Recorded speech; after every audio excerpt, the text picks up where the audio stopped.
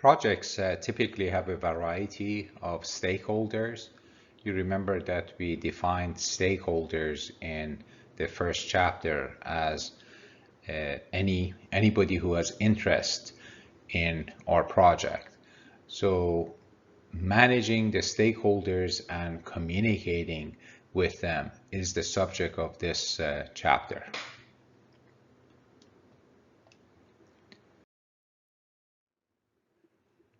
So there are a number of things we are going to look at in this chapter. We are going to understand the importance of stakeholders, how we manage the stakeholders. We also describe the key processes in managing communications. We also look at how can we improve communications within a project.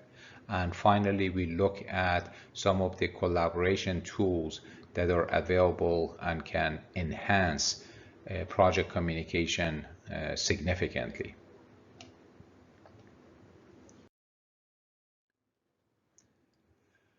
The case study that was covered in the textbook was about Channel 9, which is Microsoft's way of communicating and engaging its developer community.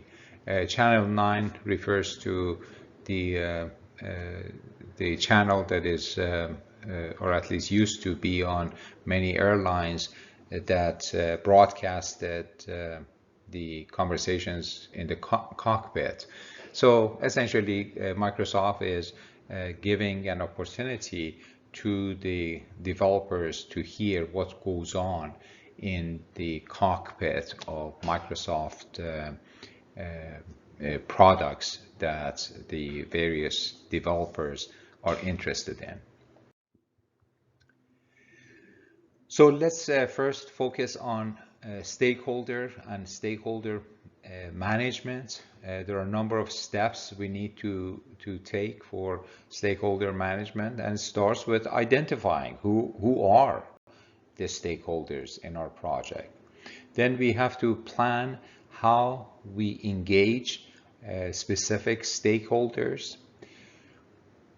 and manage that engagement and monitor the engagement and adjust as it needs to.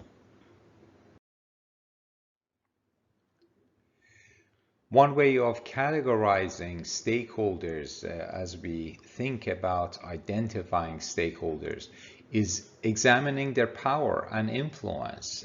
We clearly need to manage closely the stakeholders that are powerful and influential.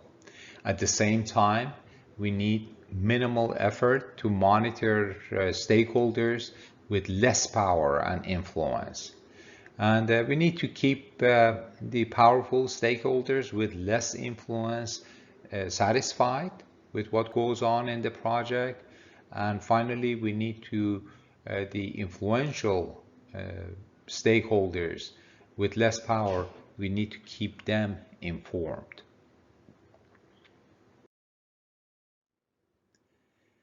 Another way of analyzing the stakeholders is to divide stakeholders into several categories in terms of power, in their ability to influence the project, in terms of their legitimacy, in terms of being impacted by the project, and in terms of their urgencies, in terms of needing to know the information about our project. As you can see, there is a kind of a Venn diagram looking at the intersection of these attributes of stakeholders, and of course the places where these attributes intersect.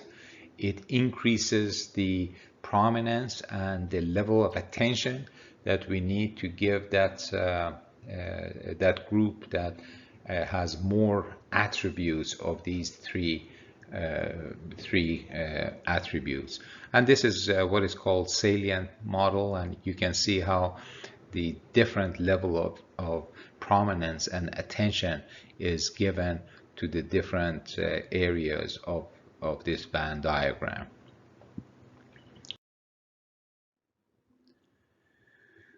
Another way to analyze stakeholders is based on their involvement with the project. The stakeholders can range from those who are unaware of the project to those that are actively engaged and leading the project to its success. They have a keen interest in our project. The most concerning group when we look at stakeholders are those that resist the project. They require special attention to ensure that they don't negatively impact the project, and hopefully we can actually influence them and move them to become a project supporter.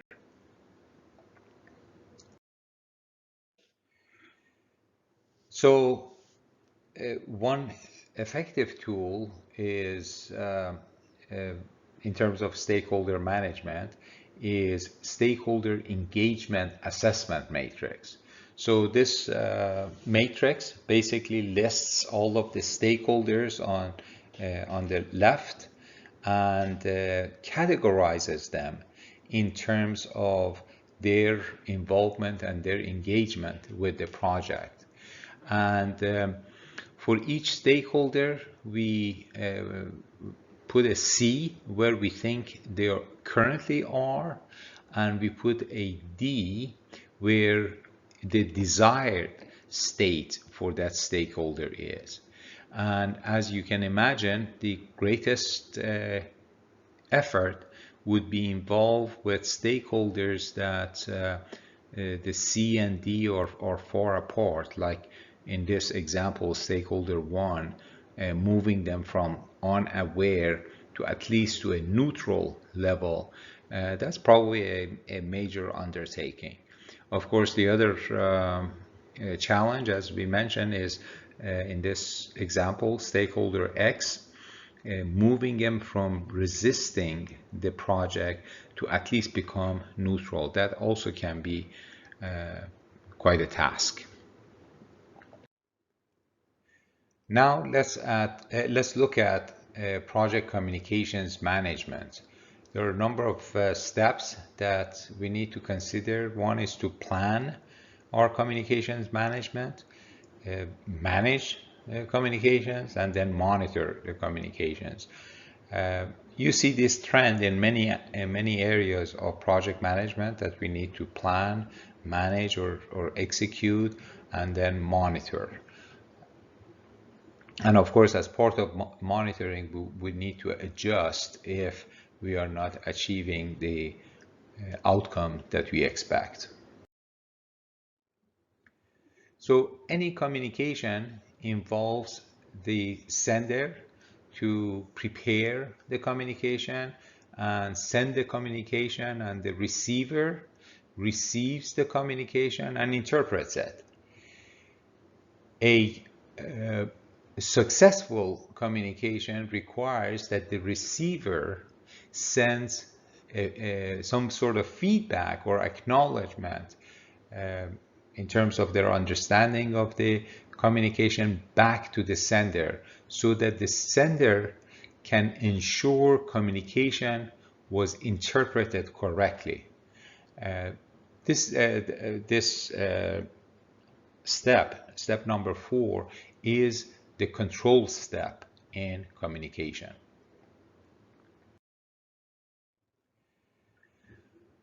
So project communication can be very informal, can be very formal. Also, communication can be in person or can be remote.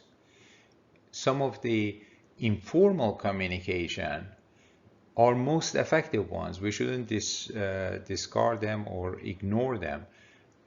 I remember that when I was at U.S. courts, I would use the gym in our building during lunchtime, and it was amazing how many conflict or issues I was able to resolve through one-on-one conversations in the gym.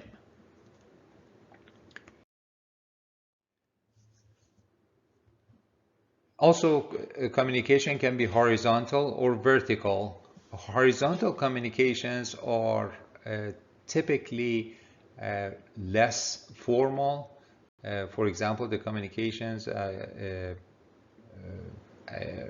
among the peers, while the communication between an employee and supervisor or communication between two organizations are typically more formal.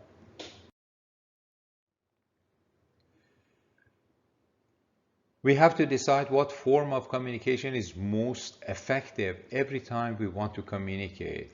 Should we use synchronous or asynchronous communication? In-person meetings or video conferencing are forms of synchronous communications, and voicemail and email are examples of asynchronous communication.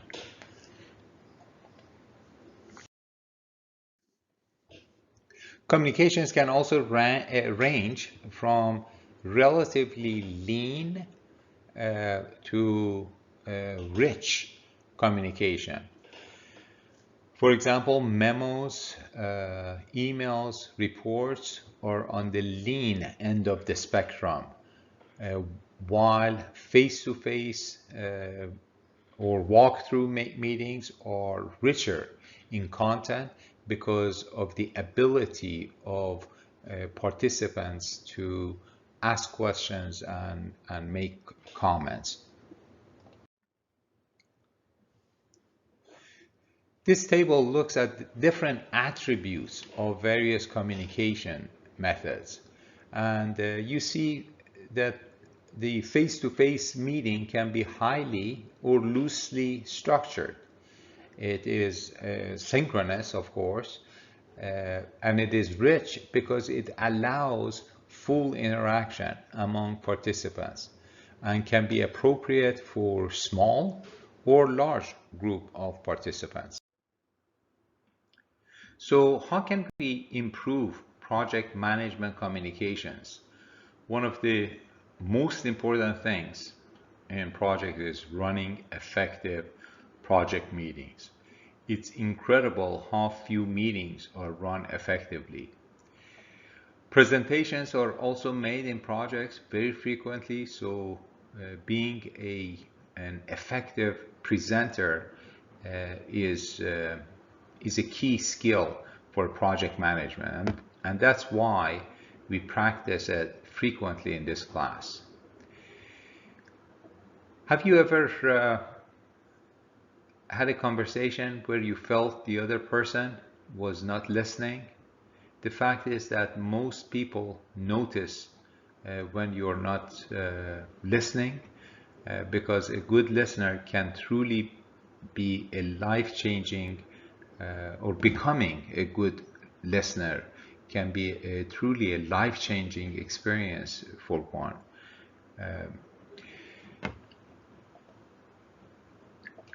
We also can use communication templates to make sure that we are consistent and we provide all the information that is necessary. And finally, making a walkthrough presentation or meeting is a good way of sharing updates on the schedule, on the project with various stakeholders. All right, let's now first focus on meetings. And let's look at checklists of what we need to do before, during, and after meetings. So before meetings, we need to make sure that the purpose of the meeting is clear. We establish some ground rules, and we distribute the agenda and reading materials prior to the meeting. When we have the meeting, it's important that it starts and ends on time to re-emphasize the importance of being on time and respecting participants' time. It is also important that the roles such as the chair or a discussion leader, scribe, timekeeper, and presenter, if one is needed, are all established. The discussion leader should, from time to time, summarize the discussion and points of agreement or disagreement. It is also a good practice to have a parking lot for topics that come up during the meeting and will need to be discussed later. At the end of the meeting, all action items that have been brought up need to be assigned to individuals with due dates. After the meeting, the minutes need to be prepared and distributed to participants in a timely fashion.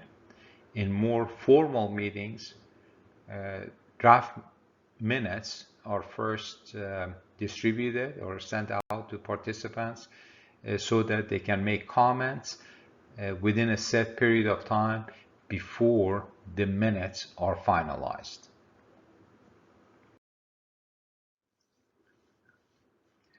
It is a good practice to use organizations' ground rules, and if there aren't any, you establish your own ground rules for your meetings.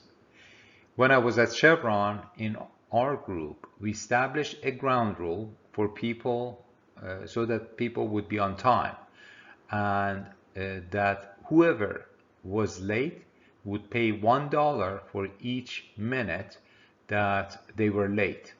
The money was used for team celebrations, etc. When you think about it, late start of meetings wastes a lot of time of the people who came to the meeting on time. So they're just sitting around and wasting their time while they're waiting for other members to join. So when you add up all that, there is really a significant amount of money being lost when meetings don't start on time. There's a very good podcast from the Freakonomics radio series, and it is How to Make Meetings Less Terrible. The title itself is a little bit telling in that many people don't like meetings, but we have some 5 million meetings every day in the US. And there is a tremendous opportunity for any organization to save employees time by making their meetings more effective. One of the tricks that is pointed out in this podcast is to set a tight time for meetings rather than most meetings are scheduled for 1 hour or 2 hours. Instead of that, if the meeting requires 30 minutes, 40 minutes, well, that's what it should be done. And it's found that meetings that have tight time frame, they're actually much more effective meetings. In the agile project management approach, there is this concept.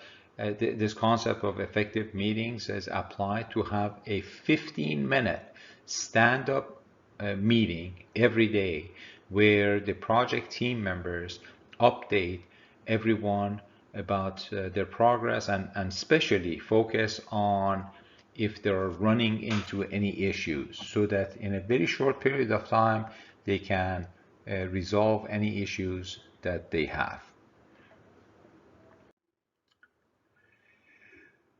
Presentations are also used throughout a project for briefing team members and external stakeholders. Like meetings, presentations are often not well prepared or delivered. So let's look at some of the guidelines for making presentations more effective.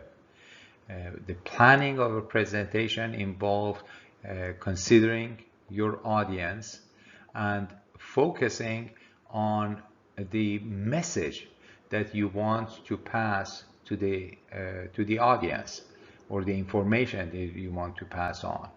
You need to be thinking in what environment do I need, will I be delivering this presentation, and accordingly adjust it. If it's through a video conference or is it through a personal presentation, you need different preparations for the environment in which you will present. The presentation needs to be designed in a logical sequence and a consistent way. Try to keep it as simple as possible. Don't overuse animation, and try to have a variety of things in your presentation, like including videos. Is always it changes the pace of the organization and makes it more interesting. And finally, for good delivery, you need to practice. You need to practice. You need to practice. For any presentation to come across well, the more practice you do, the better it will be. And you have to deliver it with practice. You can deliver it smoothly, confidently. Make sure that you're all set up in advance before the time of delivery, and you know the software and equipment that you will be using.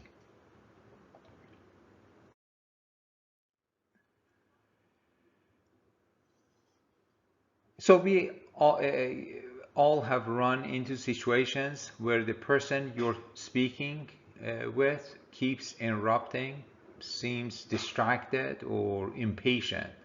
And it is very frustrating to experience that, because you don't feel the person is really listening to you. On the other hand, good listeners pay attention to what you're saying, ask clarifying questions, provide feedback, even through their body language. So such conversations are much more pleasant and much more satisfying, and the communication and it is far more effective.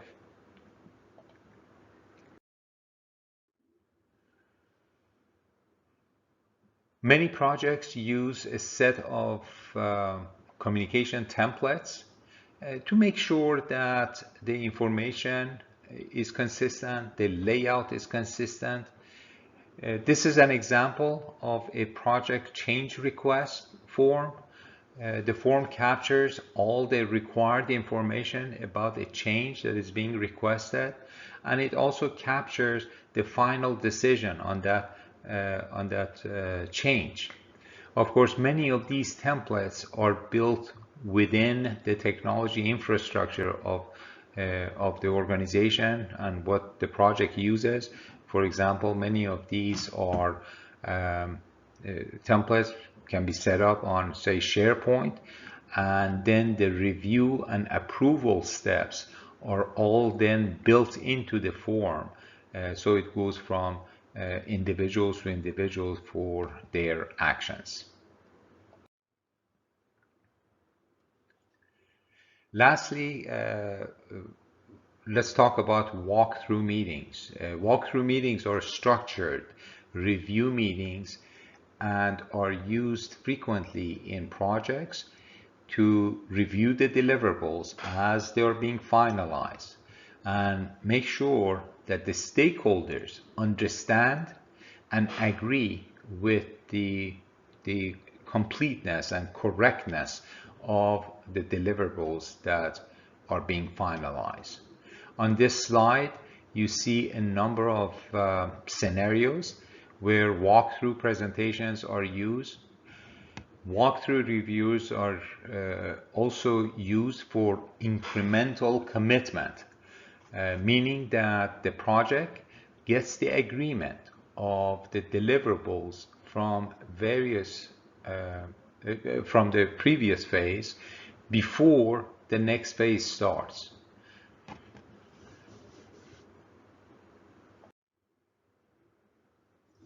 For a walkthrough meeting, like any other meeting, you need to make sure that you have key stakeholders, such as users, maintenance folks, and presenters, all involved, and so that you have representation of all the key stakeholders that need to be present in the meeting. This is a template for capturing key issues raised in a walkthrough meeting.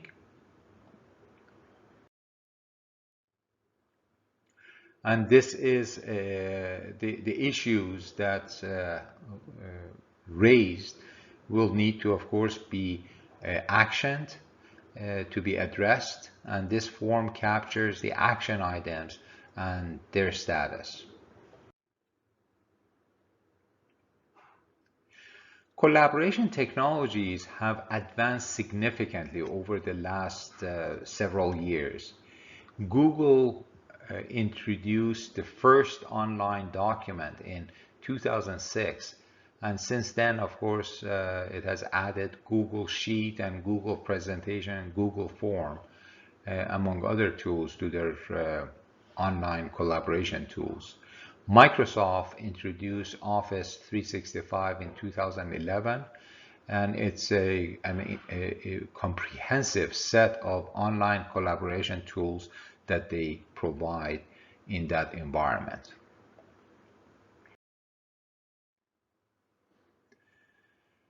An online document or a wiki site, the online documents such as Word Online or Google Docs, they record edits done by various team members to a document. It helps collaboration tremendously and avoids sending or passing on documents serially among the people who need to review and comment on it. So it compresses the time for review tremendously. Video conferencing, such as Google Meet or Zoom, are used extensively when individuals cannot be in the same location, such as in a global project or during a pandemic. Most video conferencing applications allow participants to share their screen with others, which really helps communicating the points that they are making. Groupware software such as Microsoft Teams supports same or different time, as well as same or different place group interactions, as you can see in this slide. Electronic meeting systems such as Zoom or Collaborate Ultra provide virtual conference rooms and breakout rooms that any of the participants can use using their own preferred device.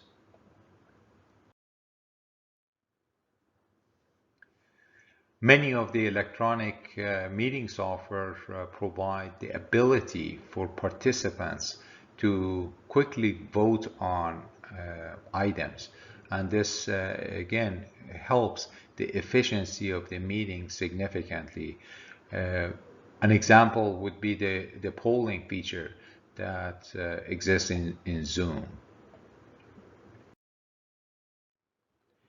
enterprise social networks such as Microsoft Yammer can provide a very secure way for project team members to communicate on various topics and keep those conversations in an organized way. So this concludes our the lecture on chapter 4 about stakeholders and communications.